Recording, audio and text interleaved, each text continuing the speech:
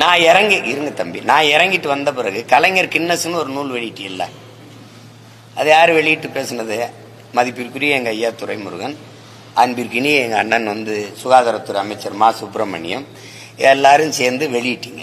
அதில் பெரிய பெரிய திராவிட முன்னேற்ற கழகத்தை சார்ந்த கட்சிக்காரங்களாம் பேசுனீங்க. நானாவது கொஞ்சம் இலக்கியம் பேசினேன், அதில் நீங்கள் முழுக்க அரசியல் தான் பேசுனீங்க. அது என்னது? அது என்னன்னு சொல்லுங்க. ஏங்க நீங்க பேசுனா அது உங்களுக்கு வந்தா ரத்தம், எங்களுக்கு வந்தா தக்காளி சட்னி ஆயிருக்காது. நான் பேசுனது தவறு என்றால் நீங்க பேசுனது எப்படி சரி? உங்களுக்கு மட்டும் கண்டனம் தெரிவிச்சிருக்காங்க.